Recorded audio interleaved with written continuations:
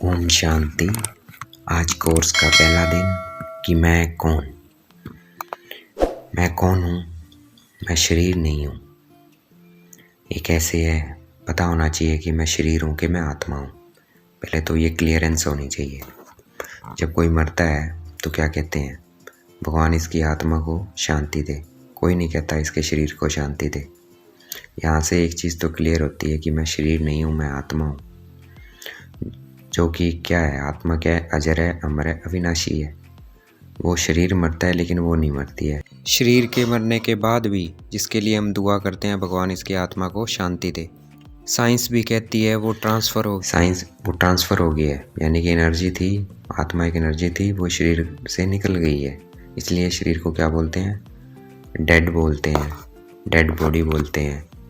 तो इसका मतलब क्या है, एनर्जी थी जो उससे निकल गई है। साइंस भी ये क्या कहती है कि एनर्जी जो है वो neither be created not be destroyed, it can only be transfer from one form to another form. तो यानी कि जो शरीर में एनर्जी थी वो ट्रांसफ़र कर गई है। कहाँ ट्रांसफ़र कर गई है, वो ट्रांसफ़र कर जाती है दूसरे शरीर में। वो शरीर उसका डेड हो गया, उसकी एक एक्सपायरी होती है। वो एक्सपायरी डेट आने पे क्या होता है, आत्मा वो शरीर को छोड़ देती है और फिर नया शरीर ले लेती है। और आत्मा क्या है, एक एनर्जी है, तो वो ट्रांसफॉर्म हो जाती है दूसरे शरीर पे। तो ये यहाँ पे क्लियर हो गया कि हम कौन है। हम शरीर नहीं है, हम आत्मा है। अब है आत्मा कार्य कैसे करती है। आत्मा की 3 फैकल्टी है, मन बुद्धि संस्कार कार्य करता है, जिसके थ्रू आत्मा कार्य करती है। अब आत्मा संकल्प किसके थ्रू करती है, आत्मा संकल्प करती है मन के थ्रू। मन में सबसे पहले संकल्प आता है, फिर बुद्धि निर्णय करती है, और फिर वो कार्य जो मन ने संकल्प किया और वो कार्य हमने रिपीट किया, 2-4 बार किया, तो वो क्या बन जाता है, संस्कार बन जाता है। तो अभी हमारे संस्कार क्या बने हुए हैं, मैं शरीर हूँ।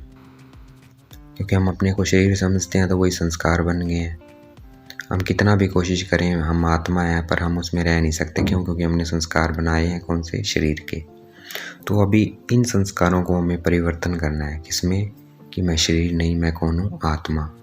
ये कब परिवर्तन होगा, जब हम स्मृति में रखेंगे, बार बार भूल जाएं, फिर स्मृति में लेके आएँ कि मैं कौन हूँ, आत्मा हूँ।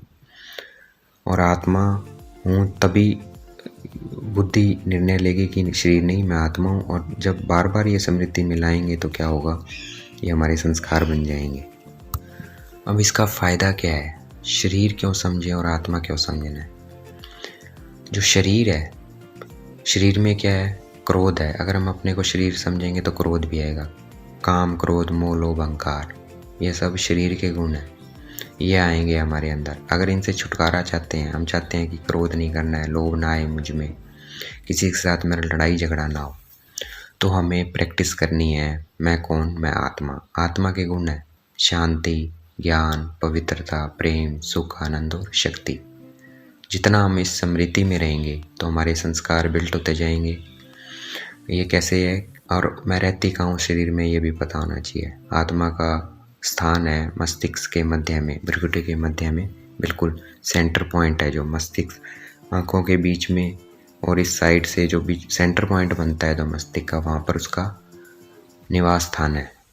बार बार स्मृति में लेके जाना है, अपना जो ध्यान है, कंसंट्रेशन है, मस्तिष्क के मध्य में लेके जाना है, और अपने को देखना है, मैं आत्मा जैसे स्टार है वैसे मैं चमकता हुआ भ्रुकुटी के मध्य में बैठा हूँ।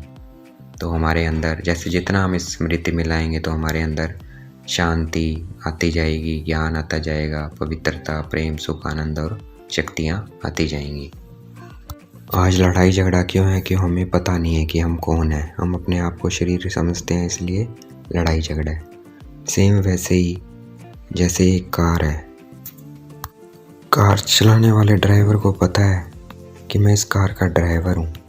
अगर वो इस स्मृति से कार को चलाता है और फोकस रखता है, ध्यान रखता है कि मैं ड्राइवर हूँ और मुझे कार को ध्यान से, तो वो कार सही चलती है। लेकिन अगर उसका ध्यान हट जाए, फोकस हट जाए, वो भूल जाए कि मैं ड्राइवर हूँ, मैं कार चला रहा हूँ, तो क्या होता है, कार का एक्सीडेंट हो जाता है। जैसे कार का ड्राइवर स्मृति में रखता है कि मैं ड्राइवर हूँ और कार को मुझे ध्यान से चलाना है, उसका फोकस रहता है रोड पे, वैसे ही हमें फोकस रहना चाहिए कि मैं आत्मा हूँ, इस शरीर को मैं चला रही हूँ। तभी हम सबके साथ प्यार से रह सकते हैं।